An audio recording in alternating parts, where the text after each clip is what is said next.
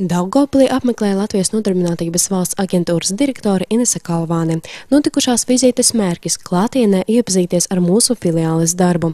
Kalvānes kundze viesojas Daugavpils būvniecības tehnikumā, tikās ar aģentūras filiāles darbiniekiem un pilsētas mēru Jāni Lāčplēsi. Aģentūras direktore nenoliedza informāciju par to, ka augstākais bezdarba līmenis mūsu valstī ir Latgalē, taču Daugavpilī tas nav visaugstākais. Latgalē tiešām vidēji valstī ir lielāks bezdarba līmenis nekā Latvijā kopumā. Te gan ir noteikti jāatzīmē tas, ka ekonomiskās attīstības centros un lielajās pilsētās, kas ir Rēzekne un Daugavpils, bezdarba rādītāji ir ievērojami zemāki. Daugavpilī 10,6%.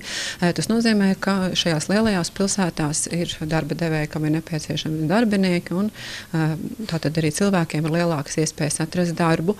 Un ja tālākās teritorijās šīs iespējas nav tik lielas, tad, protams, ir jāvērtē iedzīvotāju mobilitāti. Un šeit es gribētu atgādināt, ka mēs piedāvājam iedzīvotājiem arī finansiālu atbalstu mobilitātei. Ja darba vieta ir 20 km tālāk no dzīves vietas, tad pirmos 4 nodarbinātības mēnešus cilvēki var saņemt finanšu atbalstu, lai pieņemtu šo piedāvājumu darbam attālāk no mājām, un pēc tam vakarā atkal varētu atgriezties mājās pie savas ģimenes.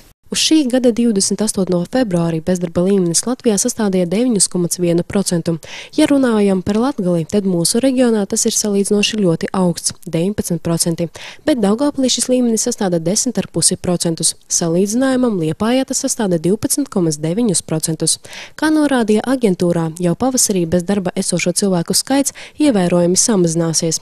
Tas saistīts ar celtniecības sezonas sākumu. Starp citu, īpašu pateicību jāizsaka mūsu pilsētas pašvaldībai, kas ir vienīgā pašvaldība Latvijā, kas piedāvā vasarā nodarbināt skolniekus. Mums ir ļoti laba sadarbība ar Daugavpils pilsētu, un mēs strādājam vairāku programmu īstenošanā, gan, protams, krīzes laikos, tad, kad tika īstenota simtlatnieku programma, ko šobrīd saucam par algotiem pagaidu sabiedriskajiem darbiem. Jebkuras programmas rezultāta būs tikai tad, kad cilvēks strādās, tādēļ ļoti svarīga pašvaldības izpratne uzņēmēju darbības veicināšanai un uzņēmēju iedrošināšanai, darba vietu veicināšanai.